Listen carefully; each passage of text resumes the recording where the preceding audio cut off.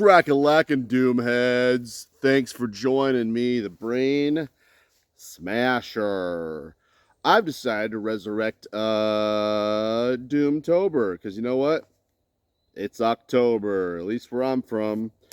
And that means the trees are turning color, and that means it's time to feel bad about as many things as possible. And to accompany those feelings, you're going to need a lot of doom metal to listen to.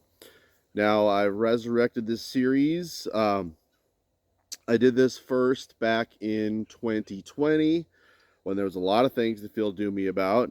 And so now here we are a couple years later, and there's still a lot of things to feel doomy about, okay? I got you. Don't you worry. So hopefully, if all goes well, I'll be able to shoot 4 Doomtober episodes with 4 Doom albums each. Sound good? And also, I want to announce to you that I have started a podcast where I just talk, and then there's music. It's mostly playing songs. I just pick about 10 songs and talk in between a couple of them. So, to accompany this Doomtober, and hopefully all of them, I will be making a little podcast episode featuring the albums that I'll be talking about. So I'm out here in my woods. This is, when I bought this place, I was so excited because I thought, oh, I'm going to shoot every single video out in the woods until it's winter out. And I haven't followed through with that really whatsoever. The leaves aren't quite turning yet. We might be getting a frost here tonight soon, so that ought to kick things into gear. There's some little yellow stuff down there, but you know, I wouldn't have been able to pull this off, taking this all the way out to a park and yada, yada, yada. In fact, out of the 4 albums that I've picked, 2 of them I can't find my copies of. Because anything I've bought in the last 3 years is just, who knows where the hell it is. Anyways, these are 4 albums that I think are going to accompany your autumnal moods. And that's why I call them Doomtober albums. These I've kind of put together because they are of a pretty similar ilk. So if you're thinking like, well, this stuff is not like My Dying Bride, it's not like October Falls, it's not like Paradise Lost, it's not like that. This stuff is really, really well, let's just get into it and we'll find out what it's like, shall we? First one. So some of these picks are from a mixtape I did a couple last year, maybe, called Forever Languid Burial. This one was on there. The band is called Moss, with their album Chthonic Rites. This is a UK band, and this came out in 2005, if I'm not mistaken, on Aurora Borealis. That is a label that I kind of sorely miss. But this doesn't have riffs. I'll just be plain and simple. This is like, I don't listen to Sun-O, so I don't really know like what the deal is there, what there is to like. But I wouldn't be surprised if it was pretty similar to this. This is kind of like guitars just ringing out, like the fuzz just ringing out forever and ever and ever. But it's like a strummed tone. And then it kind of fades out into some feedback. And then the next chord will come and it's a little higher. So, I mean, this is all atmosphere. It's not riffs. It's so colossally slow. It is unbelievably monotonous. But it's accompanied by cavernous sounding drums and the most echoey, blood-curdling screams you're ever going to hear. It's just nightmarish. It's got like a lot of the trappings of really, really big funeral doom, but there's no accompaniment. There's no nuance to it. It is dry, deathly, morbid. Oh, I love it. Check this guy out, Moss's Chthonic Rites. There was a triple LP version of it. You guys have a couple of records out. I have never really gone more into what else they've done. But I do know that if you buy this on Bandcamp for $5, you can get a couple of bonus tracks. And so, like, this album has 2 songs on it. The Crypts of Somnambulance is like 21 minutes long or something, and The Gate is something like 24, something like that. The digital of this has like 4 bonus tracks on it. Each one of those songs is between like 12 and 25 minutes. So it's like you're getting a triple album for the cost of less than one, really. So dig into this. Can't recommend this one enough. If that sounds up your alley, it is just desolate. So dark and desolate. I'm in a comfy chair. I'm really happy about that. So next, one of the 2 that I couldn't find a copy of, I'll put it right here for you. Galileos with their 94 demo, Passio et Mors. They were a Polish group that eventually wound up evolving into something more stoner rocky, as far as I can tell. So I feel like this demo is just really, really buried underneath obscurity of probably boring content, boring music. I don't know. Maybe people like that. I don't know. I've never heard the name mentioned outside of this particular demo. And so the tape is pretty rare, but it was reissued in 2008. Label, I can't remember. I'll put it right here for you. But you can get it on CD pretty cheap if you can just find someone selling a copy of it. But anyways, musically, it's got some very like kind of atonal guitar sound to it. I mean, it is riffy and it's not nearly as slow as really all the rest of these picks are. It is maybe one of the earlier incarnations of Funeral Doom. It's not quite, I guess, as slow as, like, say, a Stormcrow Fleet would be, but it's a very live sounding kind of thing. It's got a real... It's probably recorded live. It was probably just a couple of microphones in a cheap studio or kind of thing. There's really not a whole lot of flashy nuance to it. It just sounds so...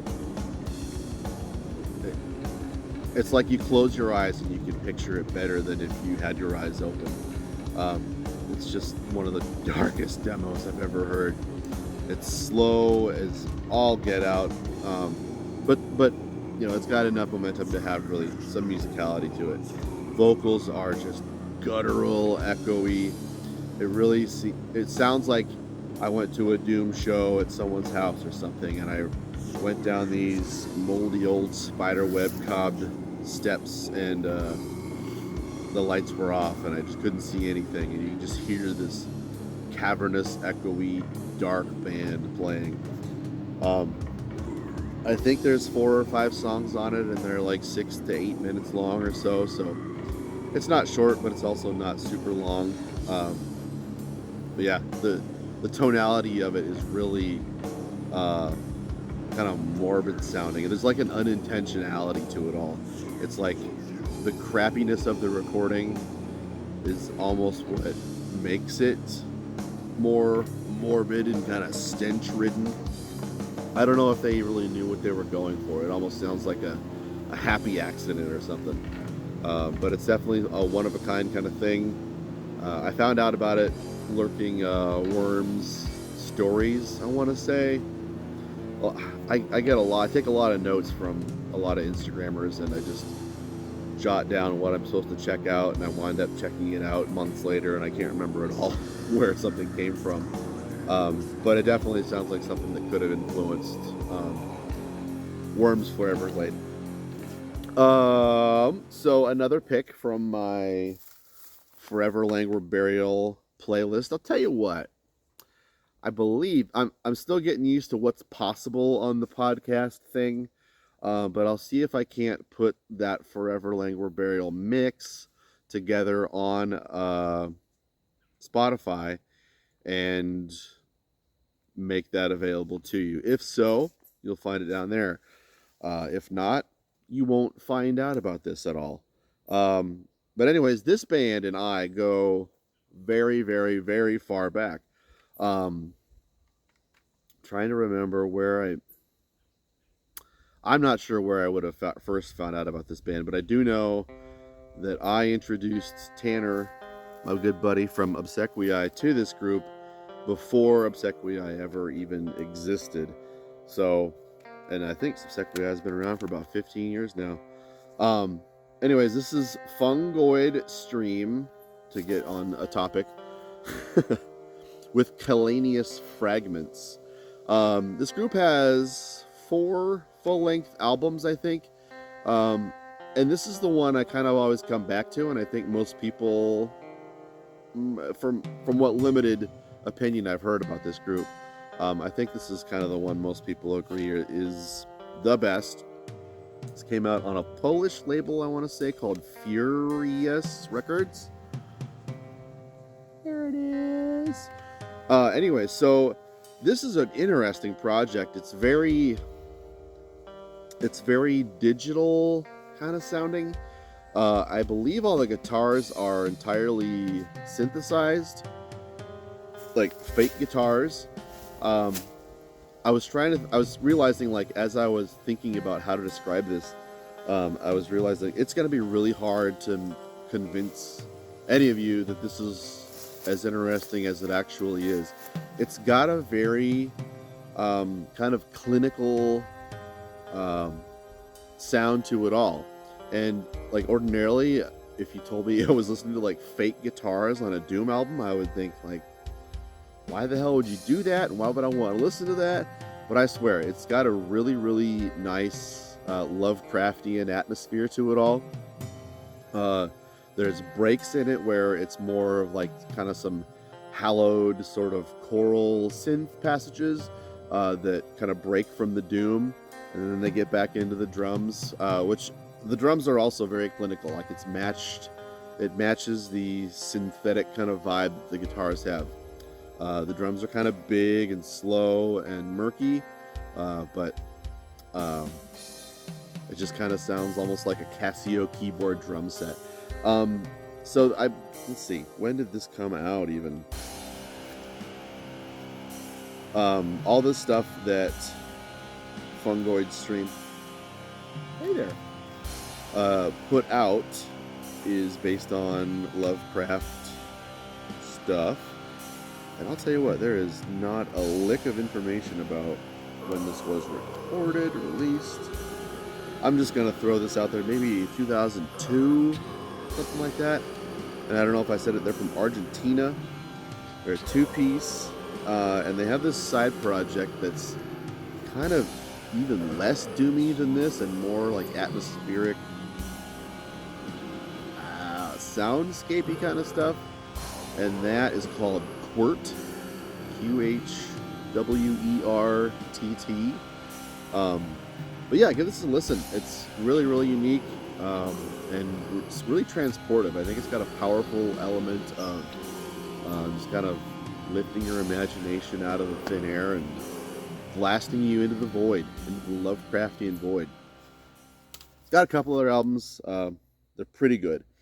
And last but not least, I also couldn't find a copy of this, so here you are. It's called Wijlen Wij. I want to say I might have played this in a background of a video at one point also, so I don't know. Hopefully you're familiar with it. But there's this kind of mastermind out of Belgium. I can't think of his name. He's got a ton of projects and figure. Oh, my little yard cat's coming over here to say hi. Hi. Come here.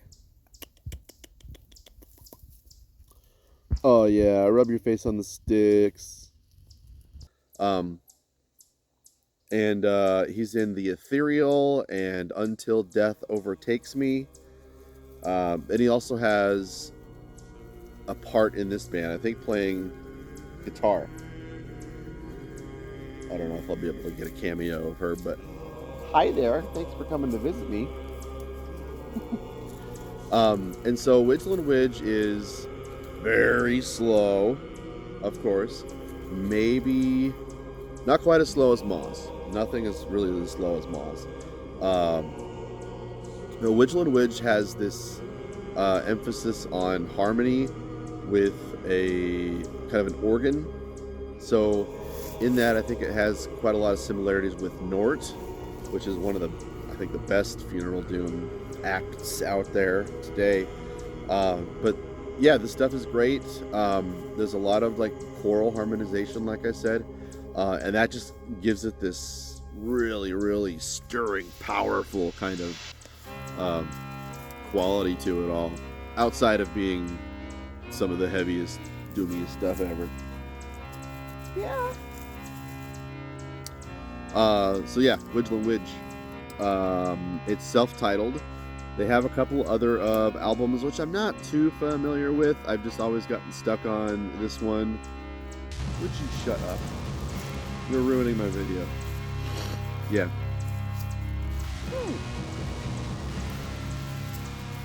So yeah, that's gonna do it for Doomtober episode. Season 2, episode 1. And hopefully I'll be able to knock out 3 more of these and keep you guys entertained. Like I said, check out the new podcast. It's called Brain Smashers Smashcast. As of now, it's on Spotify. I am. Don't fuck this up. Don't. Hey. Oh, god damn it. She was scratching on the stick that I'm using to hold up my phone. Spotify. I'm waiting to hear back on it getting on Google. That apparently takes a really long time.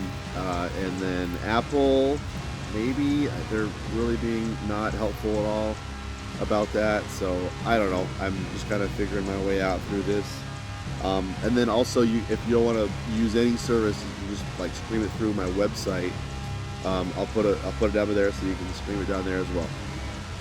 So you'll be able to listen to this episode's music on that podcast. Hit a subscribe, hit me up with that notification bell and all that stuff. And we'll see you next time. Happy Doomtober. Bye-bye. Woohoo! That was a great video, and it was made possible mostly by me, but also thanks to the undying and kind support of my Patreon subscribers. Thank you all. I love you. If you are interested in being a part of my Patreon channel and supporting what I do, you are welcome to join at the URL below. It is only $6.66 per month, and you're going to love it. Thank you.